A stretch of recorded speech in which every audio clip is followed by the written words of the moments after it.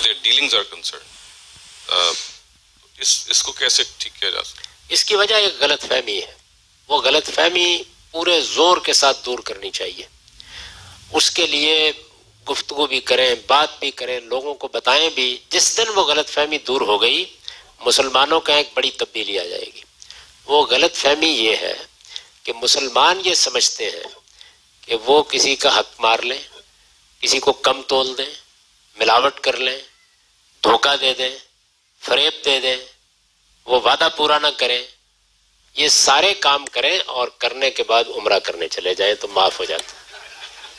جو غلط فہمی ہے وہ یہ ہے کہ معاف ہو جاتا ہے، اس لیے کہ انہوں نے یہ سنا ہے کہ اگر آدمی حج کرنے یا عمرہ کرنے چلا جائے تو اس کے نتیجے میں وہ ایسا ہی پاک ہو کے آ جاتا ہے جس طرح ماں کے پیٹ سے پیدا ہوا ہے. اسی طرح ان کو بتایا جاتا ہے کہ رمضان کے مہینے میں اگر آپ نے رمضان کے روزے بہت اچھے طریقے سے رکھے ہیں تو غفر لہ ما تقدم من ذنبہ، سب گناہ معاف ہو جائیں گے. اسی طرح ان کو بتایا جاتا ہے کہ لیلۃ القدر میں اگر آپ رات بھر جاگ لیے تو اس میں بھی سب گناہ معاف ہو جائیں گے. تو یہ غلط فہمی دور کر لیں کہ جو گناہ حج سے، عمرے سے، روزے سے معاف ہوتے ہیں وہ خدا سے متعلق گناہ ہے، بندوں سے متعلق کوئی گناہ معاف نہیں ہوتا. یہ غلط فہمی دور کر لیں. خدا سے متعلق گناہ کیا ہوتے ہیں؟ کوئی نماز رہ گئی، کوئی روزہ رہ گیا، یعنی وہ معاملات جو اللہ اور بندے کے تعلق سے ہیں.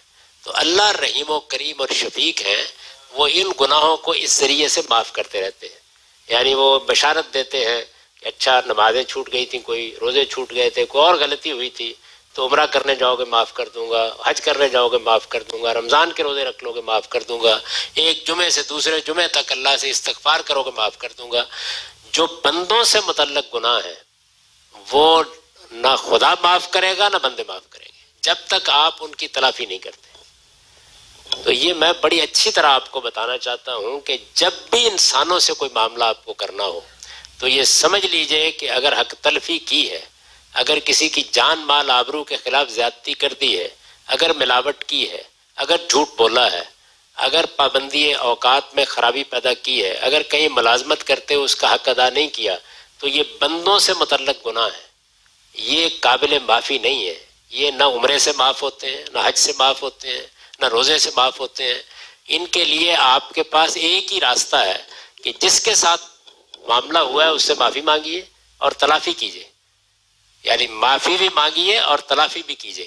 رسول اللہ صلی اللہ علیہ وسلم نے یہ فرمایا ہے کہ قیامت کے دن بندوں سے متعلق جو گناہ ہے، کسی کو قتل کر دیا، کسی کی ملاوٹ کر دی، کسی کا حق مار لیا، تو وہ بندے کو خدا کہے گا کہ آپ اٹھو اور معاملہ کر لو اس آدمی سے. تو آپ کے پاس اس آدمی کو دینے کے لیے کیا ہوگا؟ مال دولت کچھ بھی نہیں ہوگا.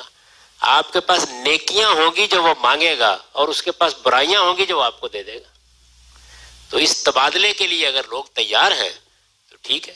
تو مسلمانوں کو یہ معلوم ہونا چاہیے کہ عبادات کا تعلق خدا کے معاملے سے ہے، باقی کسی گناہ کی معافی کا عبادات سے کوئی امکان نہیں.